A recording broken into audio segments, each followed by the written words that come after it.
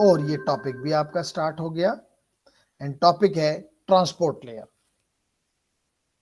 क्या हमारा टॉपिक है आज का? Transport layer, very important layer.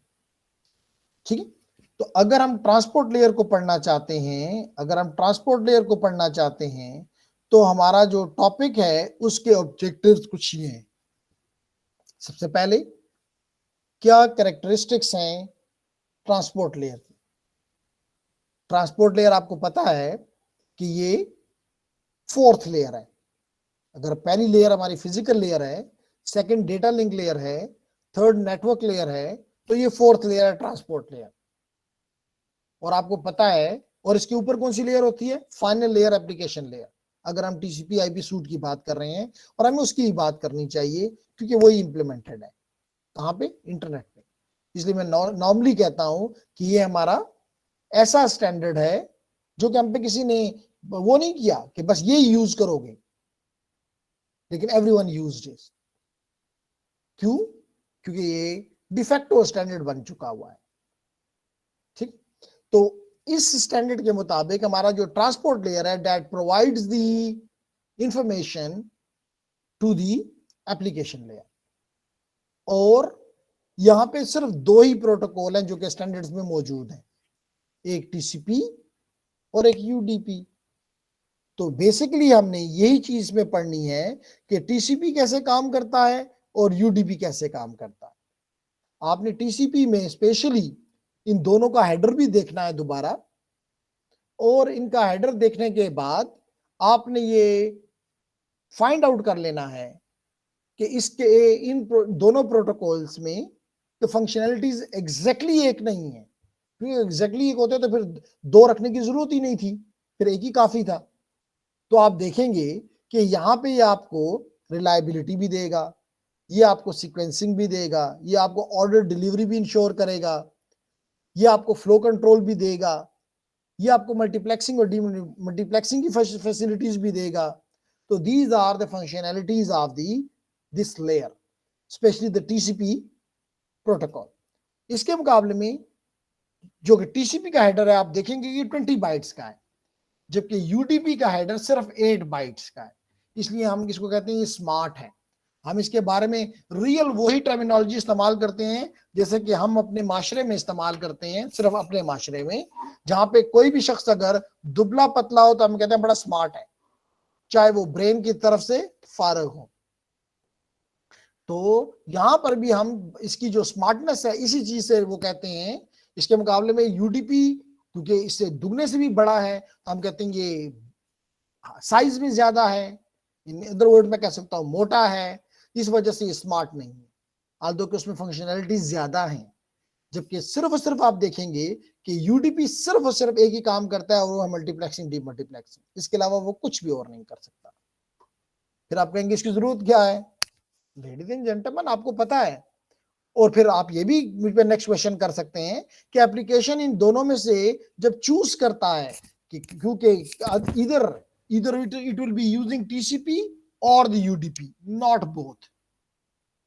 तो आप मुझसे पूछेंगे कि क्यों वो कभी क्यों टीसीपी उसने चूज किया या क्यों यूडीपी उसने चूज किया, तो ये भी आपका एक वैलिड क्वेश्चन बनता है। तो लेडीज एंड जेंटलमैन, टीसीपी बड़ा होने की वजह उसकी यह है कि वो ज्यादा फंक्शनैलिटीज देता है। अब आपकी एप्लीकेशन की मर्जी है कि वो किस किस्म की फंक्शनैलिटीज, एप्लीकेशन किस किस्म की फंक्शनैलिटी चाहता है।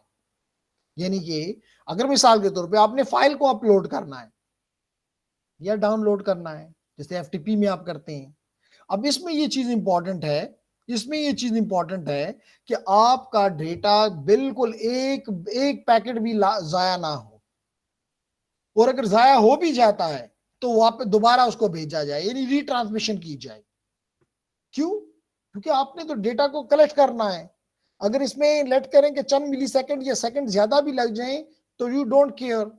देखे ना, कभी आपने कहा है किसी नेटवर्क को ये बुरा है क्योंकि मैं डाउनलोड करता हूं तो 20 सेकंड के बजाय 30 सेकंड लग जाते हैं? इस बात पे आपने कभी नहीं किया। हाँ, लेकिन अगर आप जैसे अभी आपके साथ मेरी कम्युनिकेशन हो रही है, अगर मेरी वॉइस सिग्नल आपको रुक रुक के मिल रहा हो, यानी इसमें जिटर आ रहा हो, क्या आ रहा हो सलमान, जिटर आ रहा हो, यानी कि वेरिएबल डिले आ रहा हो, definitely you will not be happy. आप कहेंगे जी ऐसे क्लास की भी जरूरत नहीं है और ऐसी किसी चीज की भी जरूरत नहीं है। इस वजह से इसका मतलब यह है कि इस किस्म की ट्रांसमिशन में आपको रिलायबिलिटी नहीं चाहिए, आपको डिले के ऊपर कंट्रोल चाहिए कि कम से कम डिले हो। तो फिर हम क्यों हर एक मैसेज के साथ जो कि एप्लीकेशन ने दिया है हम 20 बाइट्स ऐड करें, क्यों ना हम 8 बाइट्स ऐड करें।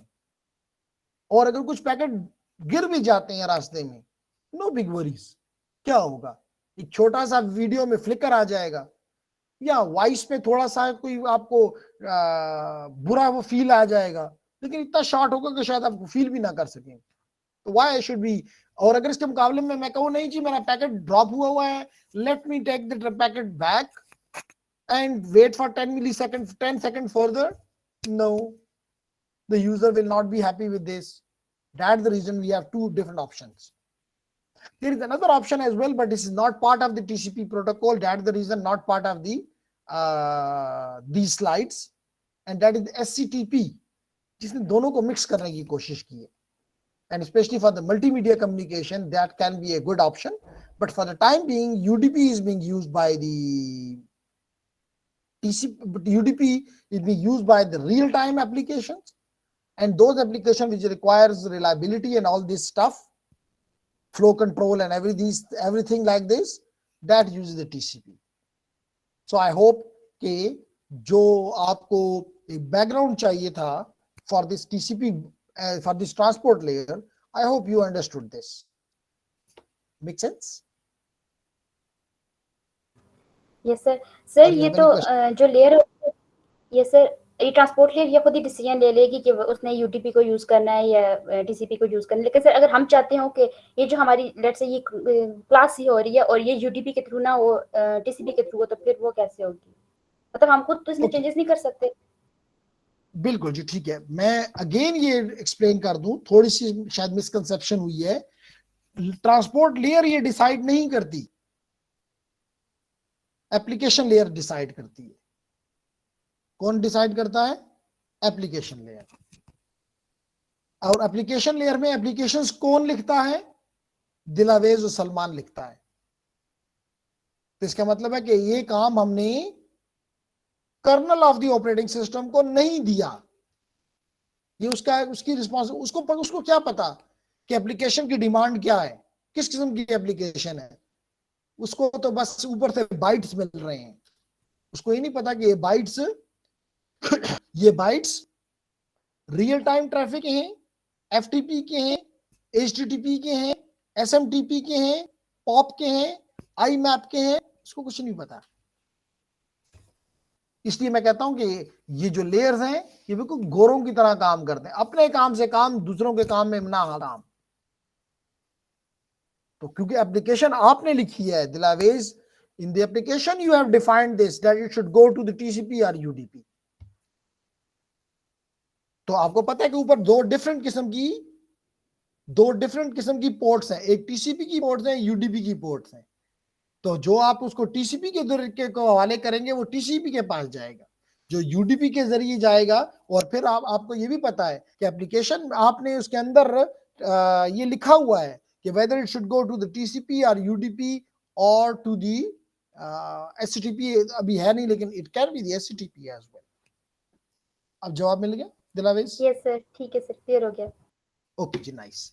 तो दोबारा अब मैं आता हूं अपने इस पर्पस के लिए कि आपका टीसीपी जो है वो कनेक्शन ओरिएंटेड प्रोटोकॉल है। कनेक्शन ओरिएंटेड का आपको पहले से पता है कि 3 वे हैंडशेक होता है, 3 वे हैंडशेक होता है, और उसके बाद आप चाहे 1 घंटा कनेक्शन कम्युनिकेशन करते रहें, वो सबका सब चलता रहेगा जब तक कि, और आपने देखा हुआ है कि आपके टीसीपी, और याद रखें कि अगर टीसीपी किसी मैसेज को इस्तेमाल करता है तो उसको हम सेगमेंट कहते हैं, और अगर यूडीपी इस्तेमाल करता है तो हम उसको यूडीपी डेटाग्राम कहते हैं। तो इसका मतलब ये है कि उनके नाम भी मुख्तलिफ हैं। नाइस जी। तो जब वंस इट इज डन कि टीसीपी और यूडीपी के बारे में, तो जब 3-वे हैंडशेक हो जाता है तो लाजमी तौर पे इसमें टाइम लगता है। दूसरी मिसाल के तौर पे, आप अगर लेट करें आप डीएचसीपी के पास जा रहे हैं या आप डीएनएस के पास जा रहे हैं, लाजमी तौर पे you have a very small amount of data, और अगर स्मॉल डेटा के साथ मैं 20 बाइट्स ऐड करूं तो ये तो इस तरह हो जाएगा जिस तरह के हमारे वीवीआईपीज की गाड़ियां चलती हैं। उनकी गाड़ियां कैसे चलती हैं? गाड़ी उस साहब की एक होती है और 20 गाड़ियां आगे पीछे औरों की चल रही होती हैं, और वो उससे ज्यादा आम आवाम के लिए टॉर्चर होती हैं। तो बिल्कुल इसी तरह का एक बुरा वो होगा। होना तो ये चाहिए कि हमारा पे लोड ज्यादा हो, मैसेज ज्यादा हो और कंट्रोल कम हो। तो यही वजह है कि हम बड़े साइज की चीजों के साथ, जैसे एफटीपी है जहां पे आपने गीगाबिट्स में ट्रांसमिट करना होता है, रिसीव करना होता है, here it makes sense that you should be using the TCP. लेकिन फॉर डीएनएस और for DHCP you may not be using the TCP, you must be using the UDP. Make sense? Yes sir, बिल्कुल। Okay जी। तो हमने ये बात कि पहले 3-वे handshake होता है, फिर चाहे हमारा 10 MB का डेटा हो, 20 MB का हो, 1G का हो, 2G का हो, 3G का हो, वो जब कंप्लीट हो जाता है फिर दोनों में से कोई एक कौन सा फ्लैग भेजता है? फिन। और फिन के जरिए पता चलता है कि अब मेरे पास और डेटा नहीं। जो फिन भेज रहा है इसका मतलब ये नहीं है कि मैं अब रिसीव नहीं करूंगा, नहीं, रिसीव मैं करूंगा, सिर्फ मैं और डेटा भेजने के काबिल नहीं हूं, मेरे पास और डेटा नहीं है। जब ये डेटा अपना इसको फिर दूसरी तरह से भी आ जाए, इसका मतलब है कि अब ये कनेक्शन कंप्लीटली क्लोज हो गया। तो इसलिए हम कहते हैं कि ये एक कनेक्शन ओरिएंटेड मैकेनिज्म है। इसके मुकाबले में यूडीपी क्या है? उसमें कोई कनेक्शन नहीं बनता। मैं बार बार कहता हूं it is very much similar to your postal service, कि पोस्टल सर्विस में भी आप एक खत लिखते हैं।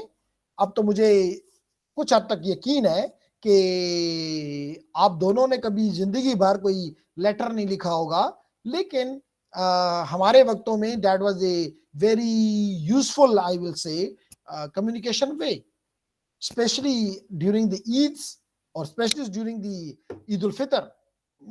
रमजान के 10 दिन के जब गुजर जाते थे तो दुकानों के ऊपर बहुत बड़े बड़े स्टॉल्स लगते थे, और इवन यूटी में स्पेशल कार्ड्स में खरीदते होते थे हम, जो कि उसके ऊपर university of engineering technology and Peshawar लिखा होता था, NWFP उस वक्त यूटी पिशावर इसका नाम था। तो हम बड़े खुशी से वो कार्ड लेते थे और अपने दोस्तों को, अपने रिश्तेदारों को भेजते थे। लेकिन जब हम खत डालते थे लेटर बॉक्स में, हमारे पास कोई गारंटी नहीं होती थी पहुंचेगा कि नहीं पहुंचेगा। Why? Because it is very much similar to the UDP, user datagram protocol. और अगर हम उसको, आप खुद समझती हैं कि अगर मैं उसके ऊपर जो डेस्टिनेशन का एड्रेस है वो बिल्कुल गलत लिख देता, मिसाल के तौर पे मैं उसके ऊपर लिखता हयाताबाद और फिर मैं लिखता एबटाबाद, फिर मैं उसके ऊपर लिखता पंजाब और फिर मैं लिखता उसके ऊपर USA। एड्रेस तो है, हयाताबाद एबटाबाद में नहीं है, एबटाबाद पंजाब में नहीं है, पंजाब जो है वो USA में नहीं है। तो मतलब बड़ा ही गलत किस्म का एड्रेस मैंने लिखा। लेकिन मैंने अगर लेटर बॉक्स में डाल दिया, और अगर आप समझते हैं कि यहाँ पे बंदा नहीं काम कर रहा, मशीन कर रही है, तो उसने तो सिर्फ ये देखना है कि इसके ऊपर लिखा है USA, वो USA पहुंचा देगा इसको, अगर आपने प्रॉपर उसके ऊपर उतना टिकट लगाए हुए हैं। फिर USA के बाद वो देखेगा कि ये where should go to Punjab, तो यहाँ तक वो पंजाब है ही नहीं। इसका मतलब है कि this packet will not be sent to anywhere, simply dropped. तो कहने का मकसद ये है, लेकिन it will reach to USA। तो इसका मतलब ये है कि यूडीपी बिल्कुल इस तरह काम करता है कि वो ये नहीं चेक करता कि डेस्टिनेशन है नहीं है, रिस्पांस देती है नहीं देती है, वो अपनी तरह से कोशिश करता है। इसलिए हम कहते हैं ये बेस्ट एफर्ट है। ठीक है, तो मैंने ब्रीफ आपको कंप्लीट कहानी सुना दी, both of this complete transport layer, and let's proceed now slowly कि हमारा ऑब्जेक्टिव क्या है। तो सबसे पहला ऑब्जेक्टिव हमारा है कि इस लेयर की कैरेक्टरिस्टिक्स क्या है। सो आपको जैसे कि पहले से पता है, अब आपको दोबारा भी याद दहानी करा दी गई है, सॉरी। जी ओके, तो आप स्क्रीन पे बेहतर हालत में मैं उम्मीद करता हूं कि देख सकते हैं अब ये फिगर कि आपका एक अदद सोर्स है, एक तरफ डेस्टिनेशन है, और सोर्स और दरमियान हमारा जो टॉपिक है वो है ट्रांसपोर्ट लेयर, जिसका काम क्या है कि जो पैकेट इसको एप्लीकेशन से, यानी कि पैकेट नहीं कहना चाहिए, मैसेज इसको एप्लीकेशन से मिले उसके साथ अपना हेडर लगाए और इंटरनेट लेयर को दे दे या नेटवर्क लेयर को दे दे। और जो चीज आपके लिए आ रही है, इसलिए आप देखते हैं 2 एरोज नजर आ रहे हैं, इसका मतलब आपको समझ रहे हैं कि इट इज फुल डुप्लेक्स। तो जो भी पैकेट आपको नेटवर्क से आता है, आपने वो भी इंटरनेट लेयर ने दे देना है, लुकिंग एट कि सोर्स क्या है, टीसीपी है या यूडीपी है, उस सोर्स के मुताबिक उसको प्रोवाइड कर देगा, और फिर टीसीपी और यूडीपी जो है उसी स्पेसिफिक पोर्ट के जरिए उस प्रोसेस के हवाले कर देगी जो कि आपकी एप्लीकेशन ने स्टार्ट किया हुआ है, और यूं ये कम्युनिकेशन होती रहेगी। Very simple. जैसे आपने यहाँ पे देखा multiple, there can be multiple sources and there can be multiple any, a mobile may be talking to a laptop, a laptop may be talking to a desktop, a client may be talking to a server and so on.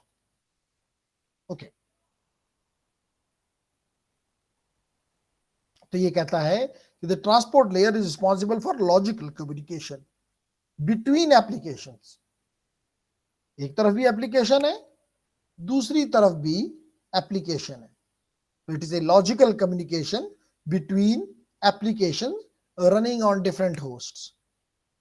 Running on लाजमी नहीं कि different host पे ही हो, with in the host भी हो सकता है, लेकिन क्योंकि आपने देखा जब मैंने नेट स्टार्ट करता हूं तो कई कम्युनिकेशन जो हो रही होती है, that communication is within the processes within the single node, but mostly we understand that ये communication से हमारा मकसद ये होता है कि डिफरेंट जगहों पे फार अवे चीजें जो है एक दूसरे से बात कर रही हैं। लेकिन अगेन जरूरी नहीं कि फार अवे हो सकता है कि कमरे में 2 चीजें हों, जैसे यू यूज द ब्लूटूथ, एक दूसरे के साथ आप मोबाइलें पकड़ के बैठ जाते हैं, चलो भेजो मुझे ये चीज मैं भी देखना चाहता हूँ। तो इसका मतलब ये है कि फॉर अवे की कंडीशन कंपल्सरी नहीं है, एटलीस्ट नेसेसरी नहीं है एटलीस्ट। तो जैसे कहते हैं transport layer is the link between the application layer and the lower layer. इसका मतलब ट्रांसपोर्ट लेयर ये है, इसके ऊपर this is sandwich between the application layer and the internet layer. Simple. The transport layer has no knowledge of the destination host type. इसका काम destination के बारे में नहीं है कि डेस्टिनेशन कौन है, क्योंकि डेस्टिनेशन के बारे में मालूमात आईपी का काम है, एड्रेसिंग का काम है, इसके हर एक के अपने अपने काम है। इसलिए मैं कहता हूँ this is a good policy कि हम भी अपनी जिंदगी में ये चीज डाल लें कि मेरा जो काम है मैं उसको अच्छी तरीके से करूं, बाकी दूसरों के कामों में वो करने की बजाय कि जी ये क्यों और वो क्यों,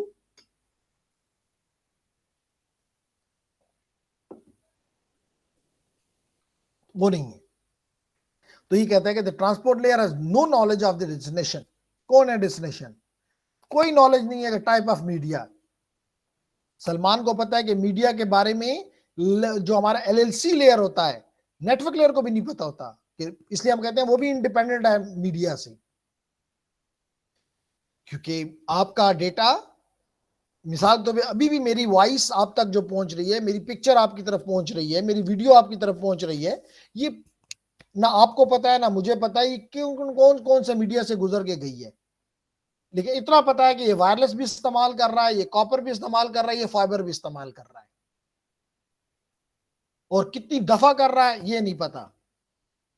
तो कहने का मकसद ये हुआ लेडीज एंड जेंटलमैन, ना इसको मीडिया के बारे में, क्योंकि इसका काम ये नहीं है, इसका ये काम भी नहीं किस पाथ से जाएगा, किस रूट से जाएगा, ये भी इसका काम नहीं है।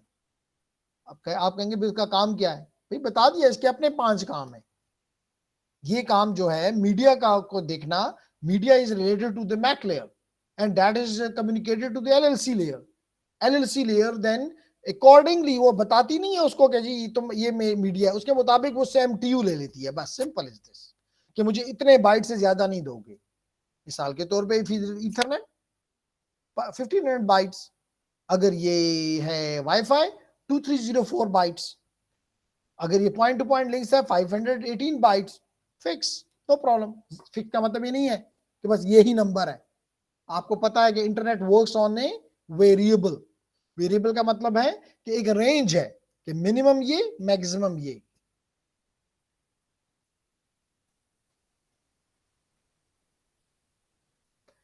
समथिंग रिटन बाय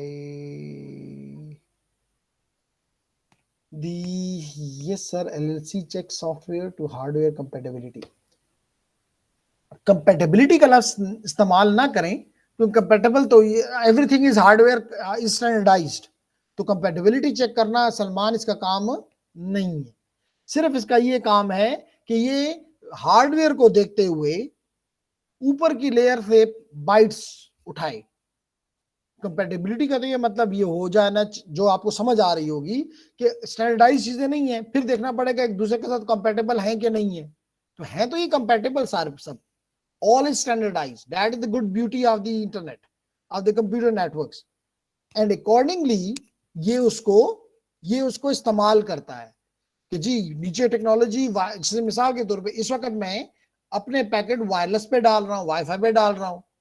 अगर मिसाल के तौर पे मैं वाईफाई को अभी क्लोज करूं और इथरनेट कार्ड लगा हुआ है, जस्ट में केबल लगा दूं और उसको एक्सेस रूटर में भी आपने देखा होगा 4 पोर्ट का स्विच आपका वहां भी मौजूद है, वहां पे कनेक्ट कर दूं, तो बस सिंपली आपका इथरनेट कार्ड उसको बता देगा एलएलसी को, मैं हूं अब जी, मुझे 1500 से ज्यादा नहीं देना, मुझे 46 से कम नहीं देना, बस बात खत्म।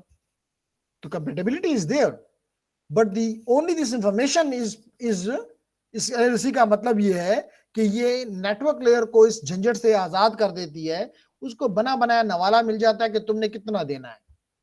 Make sense?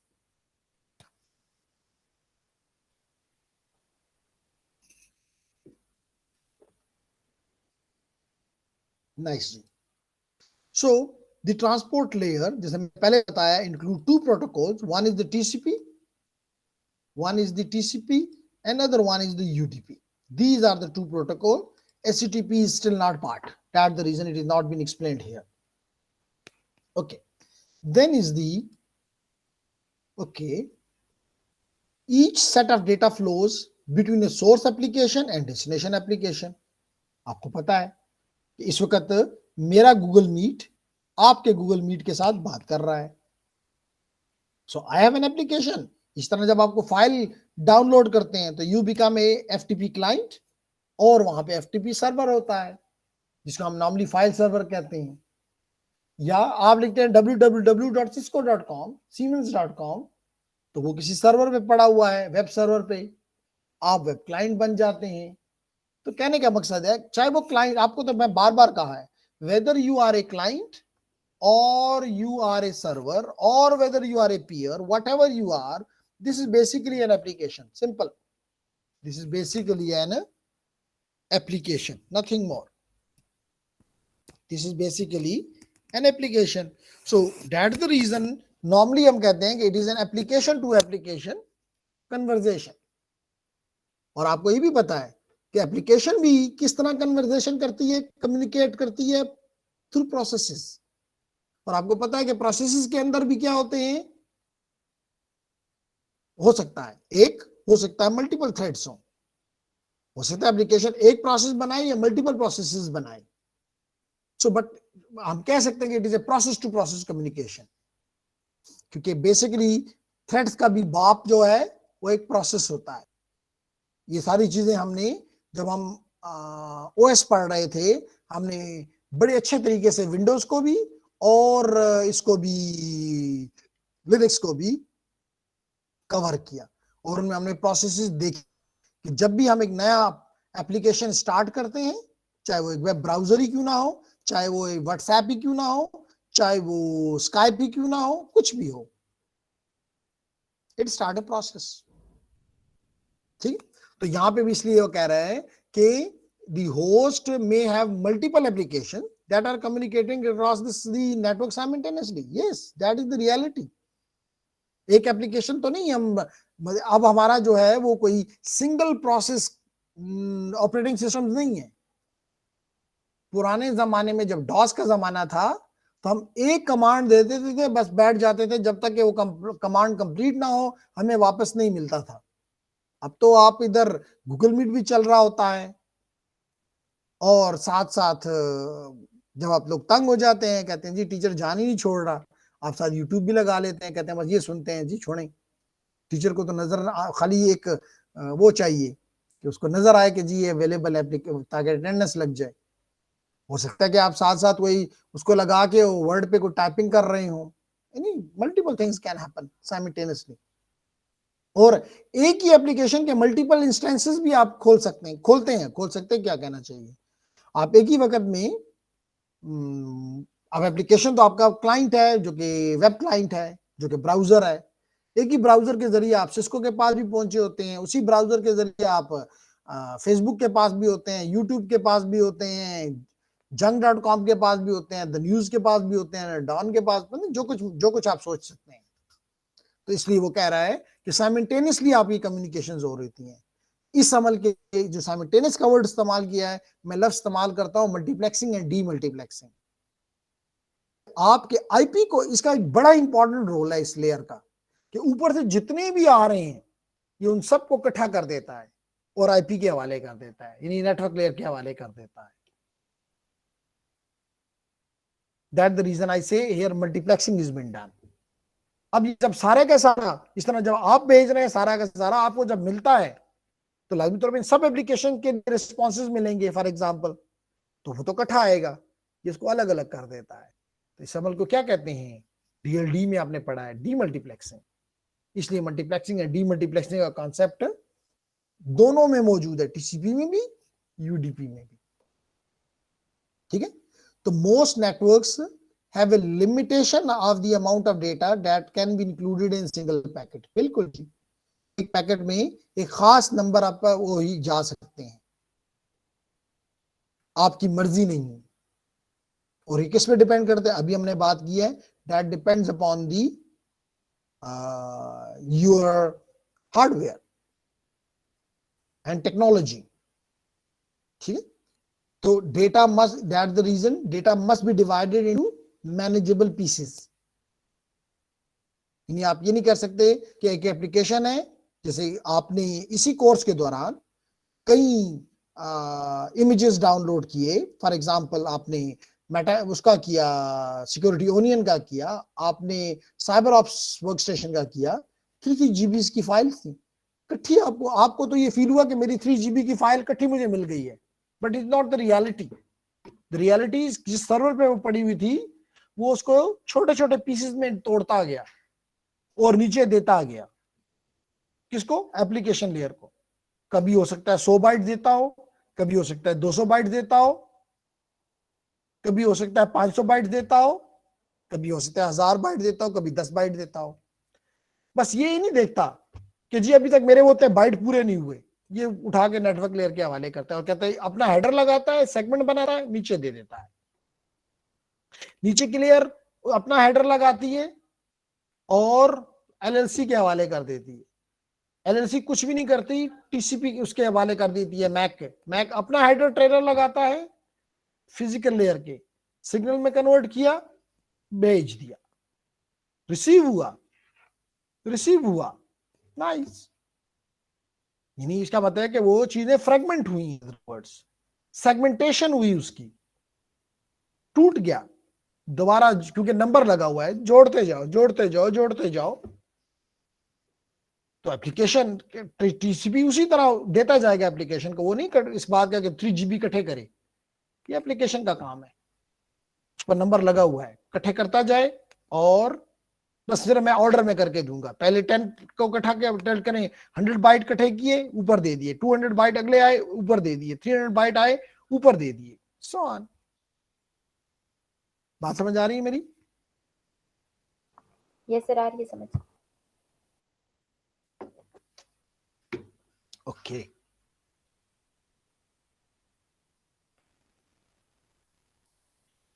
देखिए यही कह रहा है, सेगमेंटिंग डेटा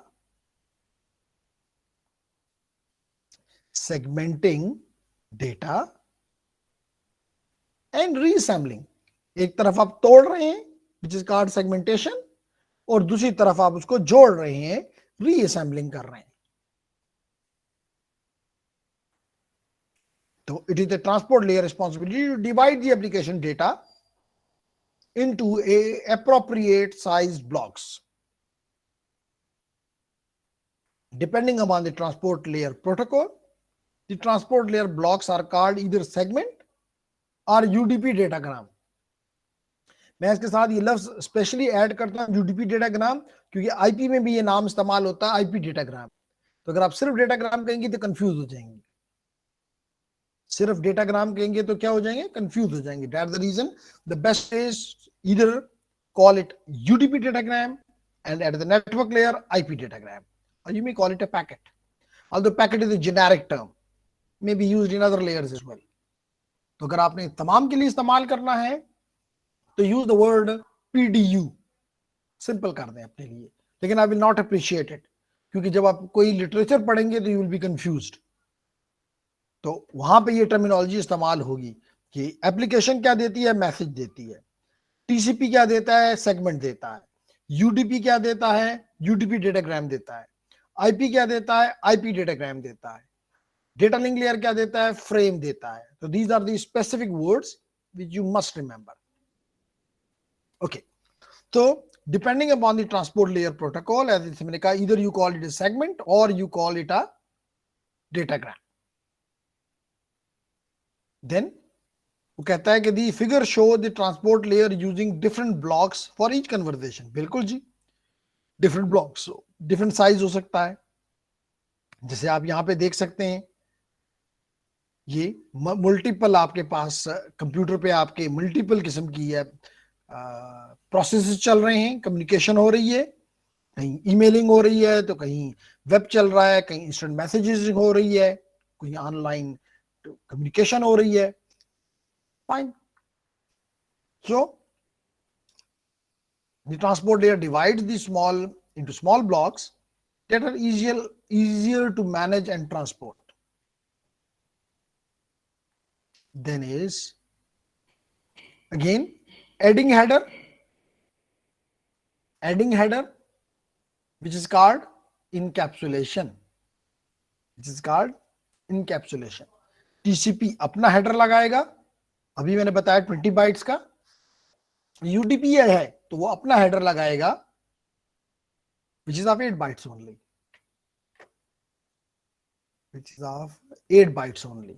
ठीक।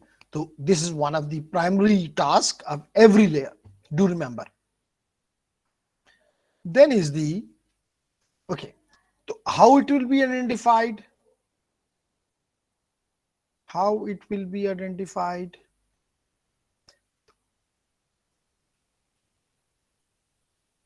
G. So identifying the application, so that is done through the, आपको पता है कि ट्रांसपोर्ट लेयर में भी, ट्रांसपोर्ट लेयर के दोनों प्रोटोकॉल्स में, whether it is a TCP or UDP, there is a specific, every protocol have a syntax and semantic. So TCP has also semantic and syntax and semantic in there. And what is, this is the data format, how you will place the information according to a certain standard,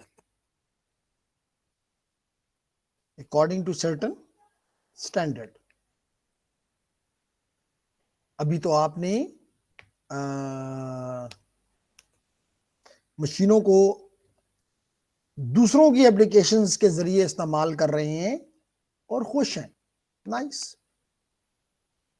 लेकिन दिलावेज को पता नहीं है कि आज एहसन कहाँ है, लेकिन उसको पता था कि दिलावेज आज कहाँ है, क्यों नहीं क्लास ले रही, आपको बता के नहीं जाता, क्या ख्याल है? नहीं सर, इतना मैसेज क्या हुआ था कि कहीं बाहर जा रहा हूँ तो सर को बोला मैं रिकॉर्डिंग सुन लूंगा, रिकॉर्ड कर ले क्लास। अच्छा, लेकिन उसको पूरा पता होता है कि जी आज वो मैच देख रही है, इस वक्त हॉस्टल में बैठी हुई है, वो क्लास नहीं है, क्लास कल ही नहीं आ रही, तो मर्जी है आपकी, क्लास लेते हैं कि नहीं लेते, तो आप उसको बता देती हैं, वो जो है तो उसको थोड़ा सा खींचना पड़ेगा, ठीक है ना? जी सर, बिल्कुल। चले ठीक है, तो कंटिन्यू करते हैं जी फर्दर। तो हम बात कर रहे हैं कि इसमें जो एप्लीकेशन क्या है, कि आइडेंटिफिकेशन कैसे होती है, कि हर एक में एक 16 बिट का पोर्ट नंबर है और ये पोर्ट नंबर्स आपको पता है कि अगर 16 बिट ये है तो 2 power 16 which is 65,535 port number possible है। तो इन पोर्ट नंबर्स को मुख्तलिफ 3 रेंजेस में डिवाइड कर दिया गया है। पहला 0 से लेकर 1023 तक we call it well known ports, और ये वेल नोन एप्लीकेशंस के लिए फिक्स्ड है, स्टैंडर्डाइज्ड है। आप इसको तब्दील नहीं कर सकते। मिसाल के तौर पे आप ये नहीं कह सकते कि पोर्ट नंबर 80 के ऊपर मैं मेल भेजूंगी। आप ये नहीं कह सकते कि मैं पोर्ट नंबर फॉर एग्जाम्पल 443 के ऊपर, जो कि HTTPS के लिए है, मैं इसके ऊपर फॉर एग्जाम्पल कोई और एप्लीकेशन भेजना चाहती हूँ, नहीं। टेलनेट करना चाहती हूँ, SSH करना चाहती हूँ, नहीं। इसके बाद 1000, इसका मतलब है कि एक खास एप्लीकेशन को अब जब हम इनके पैकेट कैप्चर भी करते हैं, जैसे आपने करके देखा भी है by using the Wireshark for example और TCP डंप फॉर एग्जांपल, तो हम उसका वही पोर्ट नंबर देखते हैं। वो पोर्ट नंबर से हम अंदाजा कर लेते हैं कि किस एप्लीकेशन का डेटा है। तो ये यहां पे कह रहा है कि identifying the application, identifying the application. तो transport layer must be able to separate and manage multiple communication with different protocol requirement needs। तो इनको अलग अलग रखता है और उसको पता होता है by looking at the port number कि किसको मैंने देना है या मुझे किससे ये आया है। तो it is very much clear.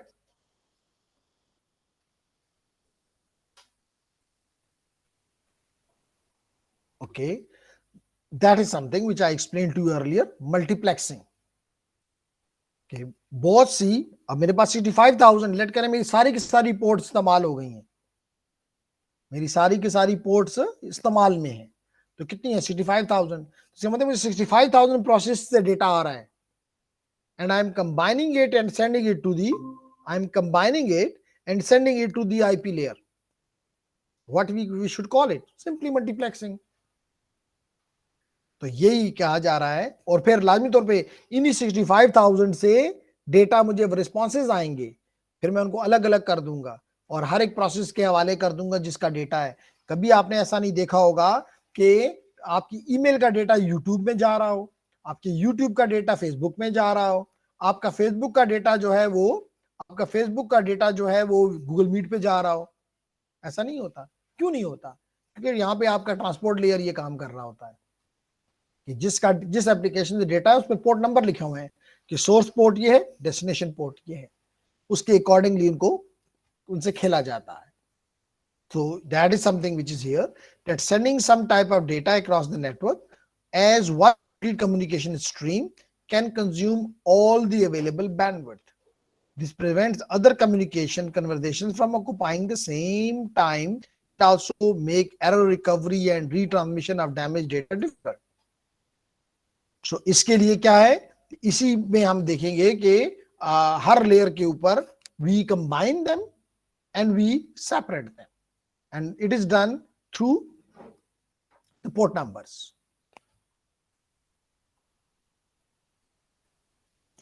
अगर आप इस डायग्राम को देखें तो ज्यादा बेहतर नजर आ जाएगा, बेहतर कि आपके मल्टीपल एप्लीकेशंस हैं। यहां तो सिर्फ 5 दिखाई गई हैं, but understand, you use them every day. There are thousands of applications. So what I should call it, that multiple applications are giving to the TCP and multiple applications are giving to the UDP, and both of them combine and give it to the IP. So this is simple. I should call it multiplexing. And when the response is coming back, the response is coming back to the TCP and it separates them. It gives the FTP data to the FTP process, it gives HTTP to the HTTP, it gives HTTPS to the HTTPS, it gives SMTP to SMTP, and so on.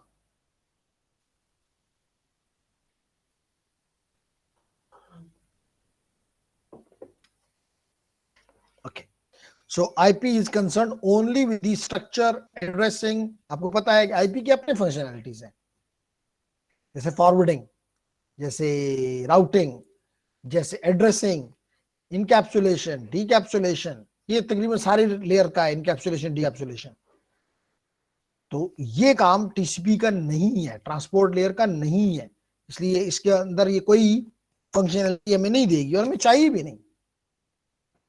देखे ना, अगर आप police वाले को कहेंगे जी वो आपको teaching के बारे में बता रहा हो कि जी टीचिंग यूं करनी चाहिए, तो उसने तो कभी टीचिंग करनी ही नहीं है, उसने सिक्योरिटी के काम उससे लिया जाएगा हमेशा। तो उसको चाहिए कि वो सिक्योरिटी में अपने आप को अच्छा करे, वो टीचिंग में अपने आप के बारे में अपने नजरियात और अपने वो क्यों दे रहा है।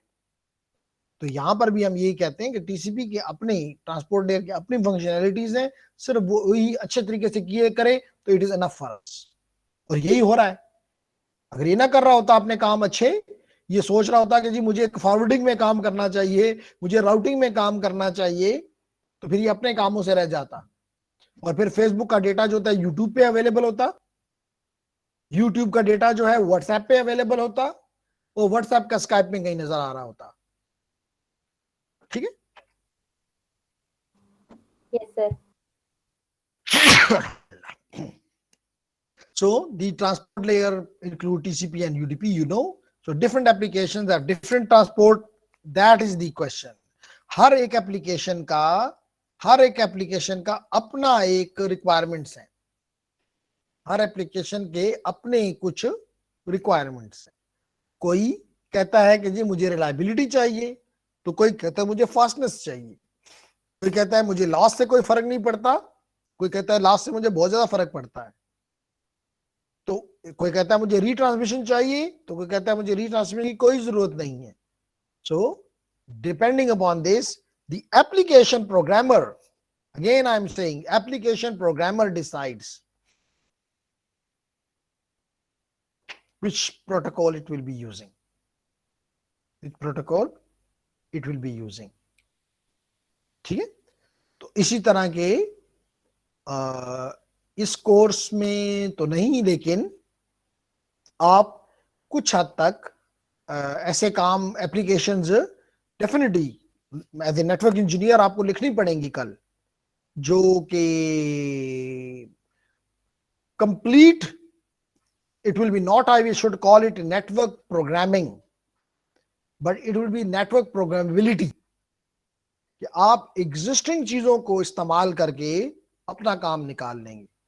आपके अंडर लेट करें कि 100 राउटर्स हैं, 50 फायरवॉल्स हैं, कुछ आईपीएससीज हैं, कुछ आईडीएससीज हैं, आप उन हर एक के पास जाके तो उनके काम नहीं कर सकते, क्योंकि दे आर रिमोट।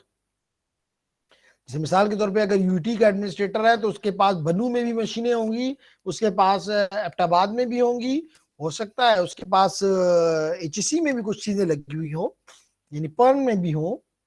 हम तो लाजमी तौर पे आप ये नहीं कर सकते, कोई भी अगर चेंजेस करनी है तो आप ये नहीं कह सकते आज मैं एबटाबाद जा रहा हूँ, कल मैं जलोजई जाऊंगा, उसके बाद मैं हैदराबाद जाऊंगा, उसके बाद मैं कोहाट जाऊंगा, उसके बाद मैं बनू जाऊंगा। नहीं, इट्स नेवर पॉसिबल, क्योंकि एक छोटा सा काम फिर तो करना होगा माशाल्लाह, और उसके 10 दिन लग जाएंगे। और ये तो चले मैंने आपको आपकी यूनिवर्सिटी के पर्सपेक्टिव से एग्जांपल दी, आप किसी ऑपरेटर के साथ काम कर रहे हैं, आप किसी ऑपरेटर के साथ काम कर रहे हैं। सो आपके पास एक रिक्वेस्ट आई कि जी मुझे एक यूजर ने रिक्वेस्ट दी कि जी मेरे लिए ये चीज जनरेट करें, क्रिएट करें, और आज का यूजर ये कभी भी नहीं मानता कि जी दाका ये काम 1 हफ्ते में होगा, ये इसमें 15 दिन लगेंगे। नो, वो कहता है जी कितने मिनट में हो जाएगा, तो मिनटों में काम करना होता है। अब तौर पे किसी एक मशीन पे तो ये काम नहीं होता, मल्टीपल मशीन पे इन चीजों को कॉन्फ़िगर करना पड़ेगा।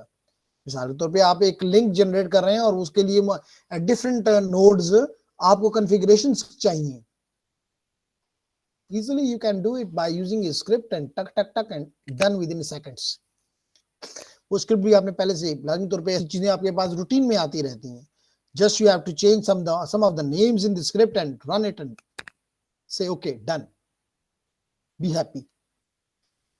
ठीक है, तो इस लिहाज से मैं कह रहा था कि इंशाल्लाह एडवांस कोर्सेज में हम इन चीजों को भी अपनी उसमें रखें, लेकिन हमें कम से कम ये चीजें जो हम पढ़ रहे हैं ये दोबारा आप नहीं पढ़ाई जाएंगी, कभी भी नहीं पढ़ाई जाएंगी।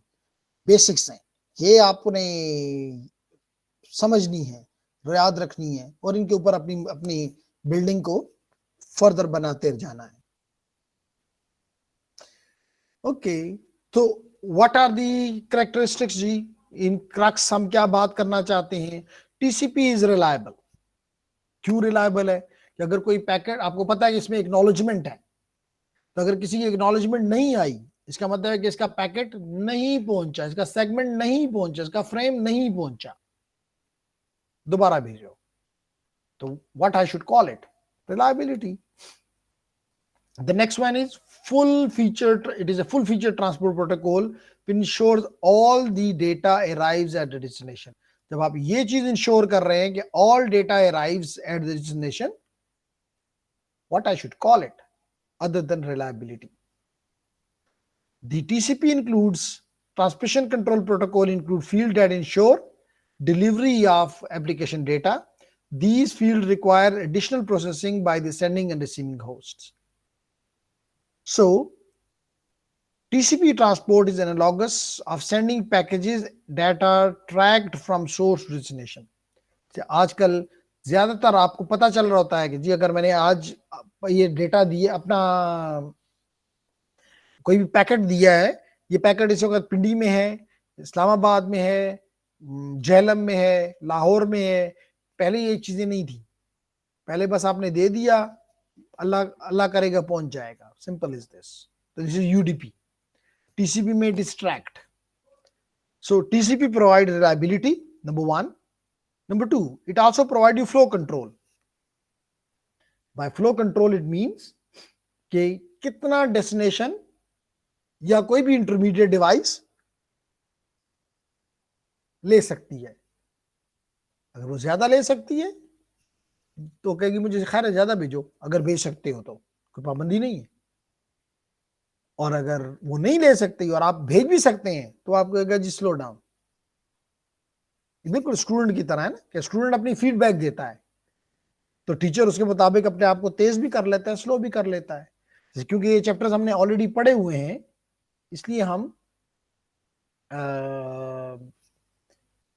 इनको थोड़ा तेजी से कर रहे हैं, क्योंकि फीडबैक आपकी तरफ से आ रही है मुझे कि जी चीजें ठीक है। अगर कोई नई चीज पे आएगी तो हम, आपको पता है एक एक चैप्टर पे हमने 2-2 वीक्स भी लगा दिए। So that is the reason it is called the flow control. It is called the flow control. How is the network? I think it's good network in UET. Am I right, Tilaveez? Because ना आप drop होती हैं बिल्कुल ऐसे जैसे एबटाबाद में आप थी। यस सर, इधर भी सही है। इधर भी सही है, अच्छी बात है।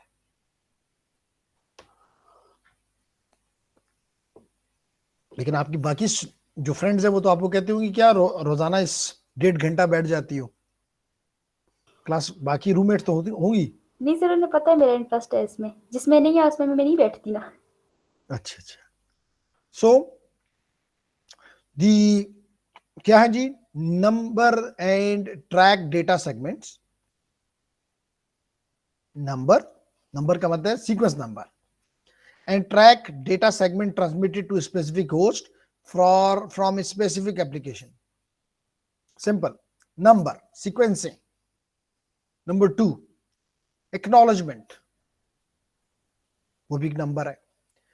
रीट्रांसमिट एनी अनएक्नॉलेज्ड, अगर नहीं पहुंचा आपको एक्नॉलेजमेंट दोबारा भेजो। Sequence data that might arrive in wrong order, तो अगर कोई आपको मिलता है रॉन्ग ऑर्डर में तो उसका सीक्वेंस नंबर है, make it ordered. Send data eight N efficient rate that is acceptable by the receiver, flow control, which is called flow control. Okay, which is called flow control. Okay. TCP divides data into segments. मैंने पहले भी आपको बताया TCP इसको segments में break करता है। So you can see here that the source is here, destination is here. So you are dividing your data into chunks, which is called segments, and these segments you provide to these routers. Although मैं ये बात नहीं करूंगा कि it will take different paths, क्यों नहीं करूंगा? क्योंकि it is the job of the IP layer.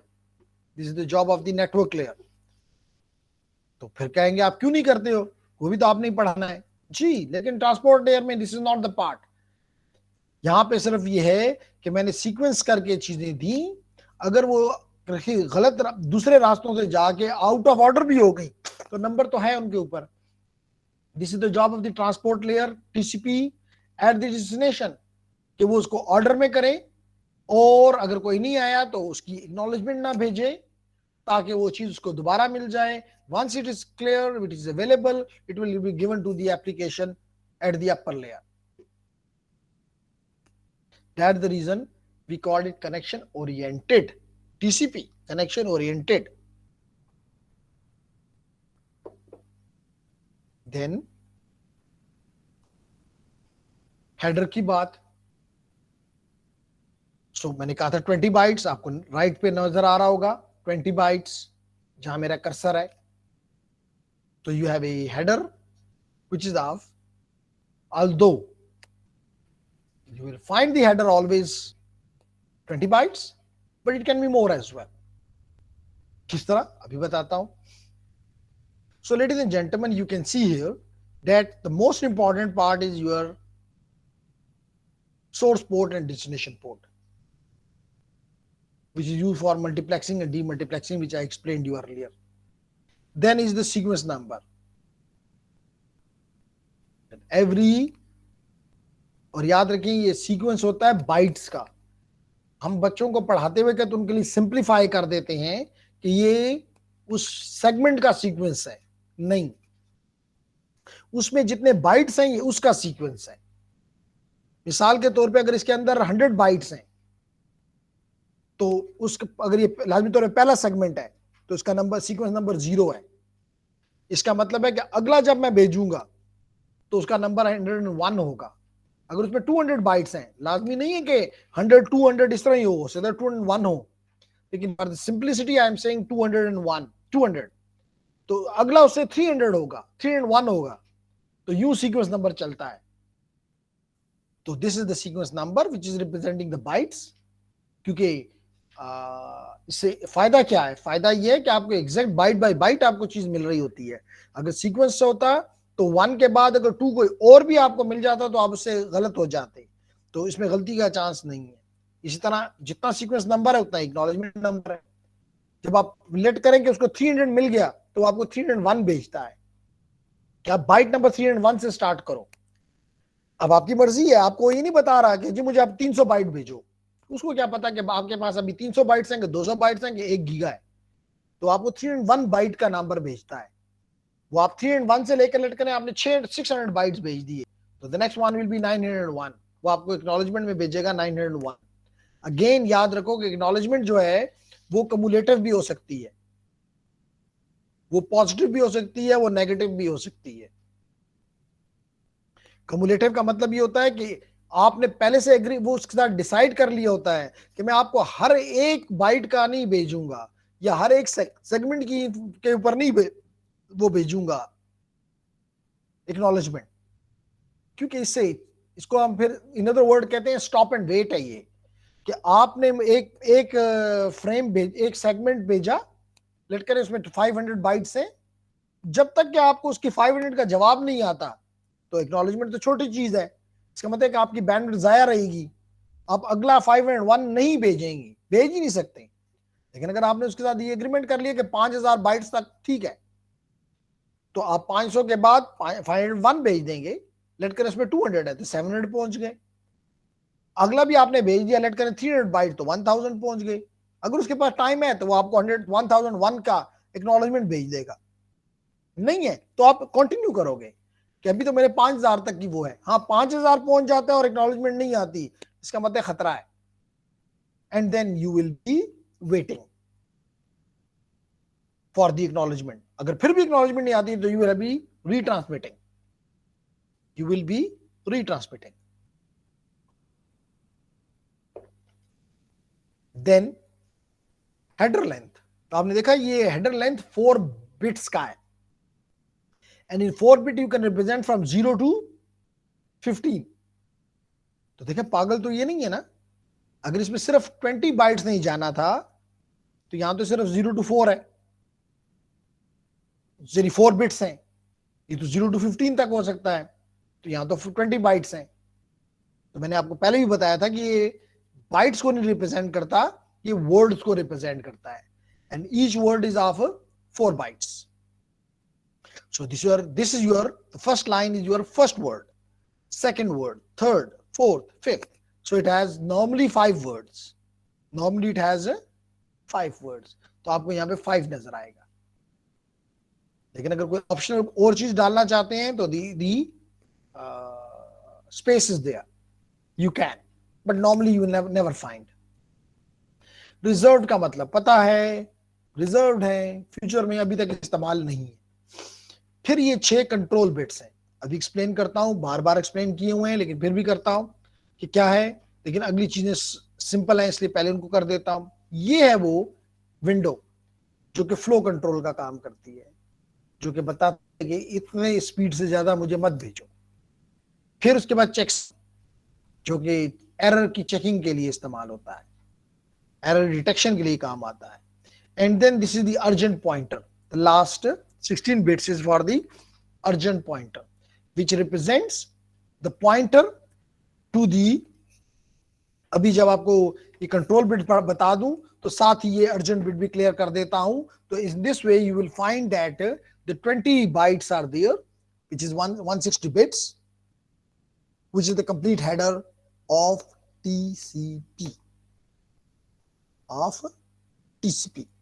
तो अगर मैं इसके 6 बिट्स आपके सामने, जिसमें आपको पता है कि सिंक भी होगा, फिन भी होगा, अर्जेंट भी होगा, रीसेट भी होगा, आपने पढ़े हुए हैं, तो अगर मैं इसको आपके साथ दोबारा शेयर कर दूं तो not bad, it is the flags of TCP. And you can find here the 6 flags. Order wise आपको बताता हूं, सिंक का है, फिन का है, रीसेट का है, तो एक्नॉलेजमेंट का है, तो ये तमाम के तमाम अर्जेंट का है, तो हर एक का अपना अपना एक मकसद है। So you can see here ladies and gentlemen जी, कि आपका एक सिन का है, एक का है, फिन का है, रीसेट का है। So you can see here push का है एंड अर्जेंट का है, 6 बिट्स।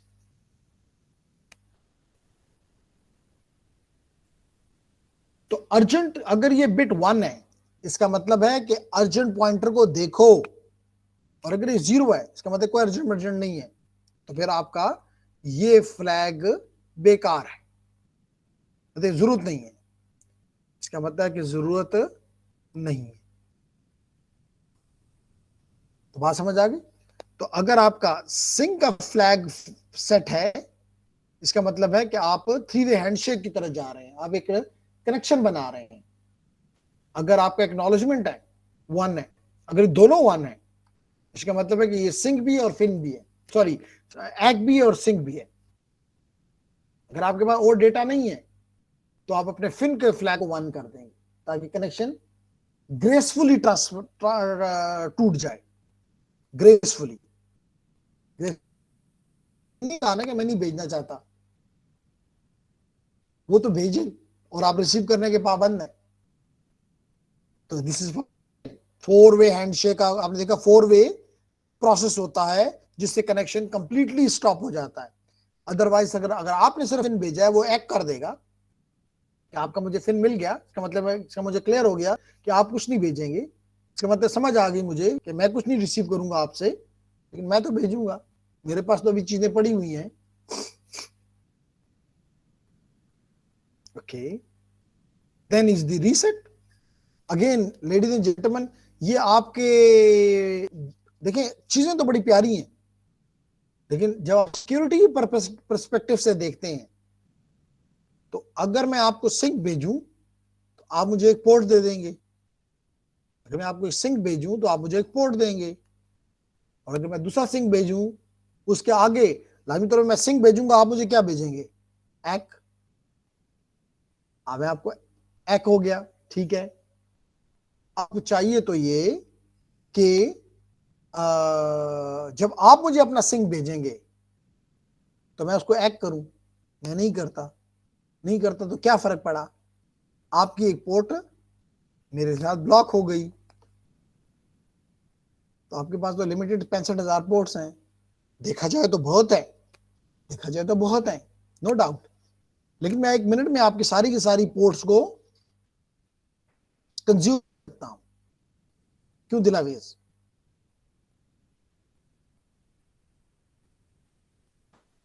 सर मुझे कुछ कंफ्यूजन हो रही है इस बात में। जी, ये मैं क्लियर करना चाहता हूं कि मैं अगर व्हाइट बोर्ड इस्तेमाल कर लूं और ये कहूं कि ये मेरी तरफ से ये एक डेस्टिनेशन है और ये एक सोर्स है, या ये कह लें कि ये होस्ट 1 है, सोर्स डेस्टिनेशन नहीं कहते, होस्ट 1 है और ये होस्ट 2 है, और होस्ट 2 कोई सर्वर है,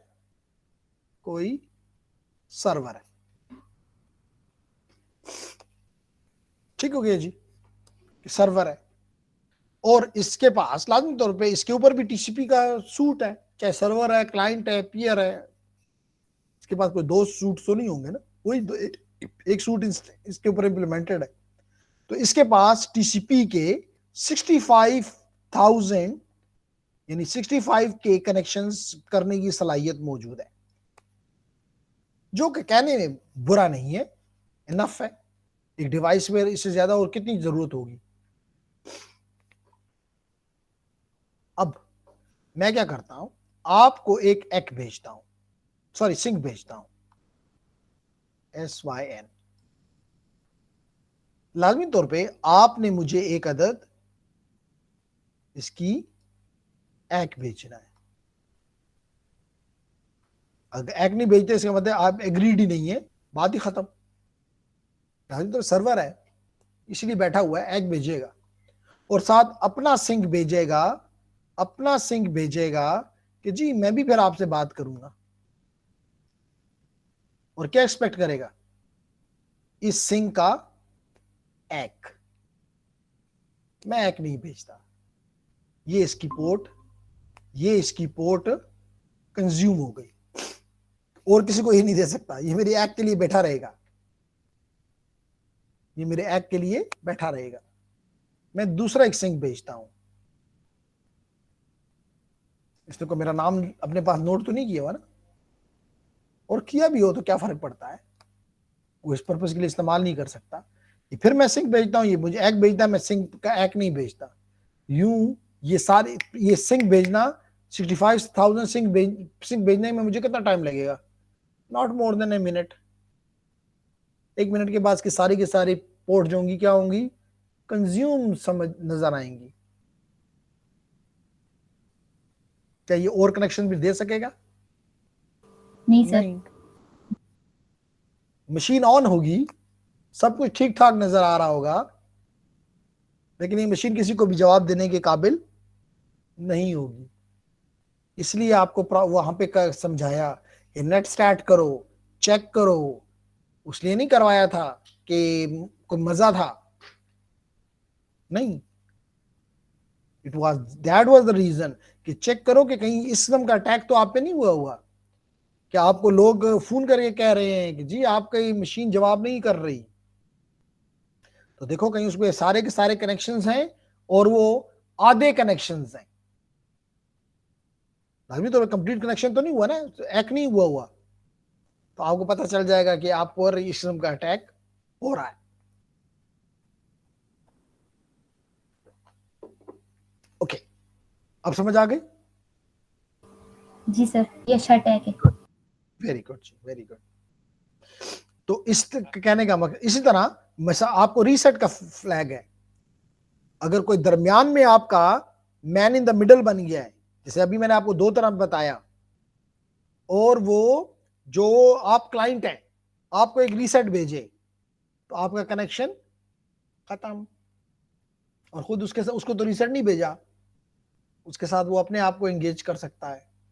again it is a dangerous कि कम्युनिकेशन हो रही थी, आप बैंक ट्रांजैक्शन कर रहे थे, आपको एक राइट टाइम पे रोक लिया गया और उस डिवाइस को तो ऐसा लग रहा है कि वही डिवाइस मुझसे बात कर रही है, तो अगेन दी इसलिए कहता हूं कि बनाने वाले ने गलत ज़हन से नहीं बनाया, उसने सारी चीजें अच्छे ज़हन से बनाई, लेकिन यूज करने वाले ने उसको उसमें ऐसी चीजें ढूंढी जिनको मैनिपुलेट किया जा सके और उससे अटैक्स जनरेट किए जा सके, और फिर उन अटैक्स की बेस के ऊपर डेफिनेटली फिर जेन ने काम किया, आप जैसे जेनों ने काम किया कि इसको रोकूं कैसे, क्योंकि इसने तो रास्ता सीख लिया है, इसको मैं कैसे पैच करूं, कैसे मैं इसको फिक्स करूं।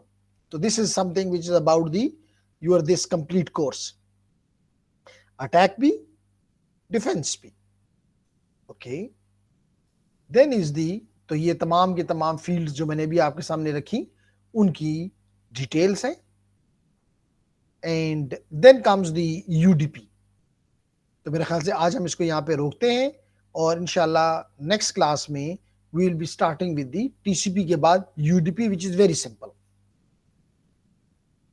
सो होप करते हैं कि अगले, क्योंकि कल तो अलीना भी थी, एहसन भी था, और सब होने चाहिए ताकि जब हम रियल उस पे, ये भी मैं नहीं कहता कि अनरियल टास्क हैं, लेकिन जब तक बेसिक्स आपके पास ना हो, जैसे अब आपके बेसिक्स हैं, तो जब मैं कोई कहता हूँ कि ये अटैक, तो आपकी समझ में आ जाता है, और अगर ये बेसिक्स ना होती है मैं कहता हूँ ये अटैक, तो आप कहते हैं होता होगा, हमें नहीं पता।